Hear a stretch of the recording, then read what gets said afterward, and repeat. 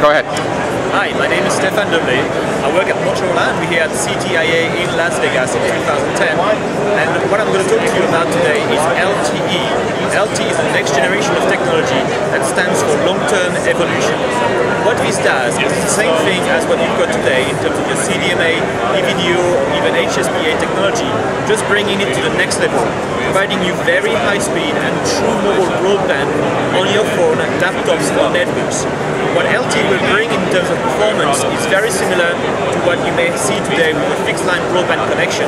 That is with DSL or fiber providing you performance of 10 megabit per second and over, and a latency, which means the time of response of the system, of about 15 milliseconds, which is something that a human could not notice. That fast, you will not be able to see the response time of the system, and it's going to provide you that kind of performance to enable application that you would typically use today on your fixed line DSL or fiber solution, such as high quality video streaming, online gaming, and any internet-based applications such as YouTube and Facebook, all of that available in high speed and high performance and great quality on your mobile phone, laptop, netbooks, tablets, and all other types of consumer devices.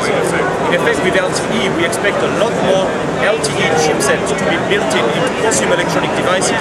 So in the future, your camcorder or camera may embed an LTE chipset so that you can directly upload the video you film in your holiday directly on your home server and share that with your friends and family.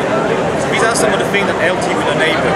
In terms of time frame, we are still at the early days of LTE, and we've got in the US 2 companies that are driving towards deploying an LTE networks and launching LTE commercial services towards 2011. And this is Verizon and AT&T, and they will deploy that networks in new city to start with and then expand the network. So from 2000 onwards, you'll be able to experience LTE on your mobile phone with those 2 companies.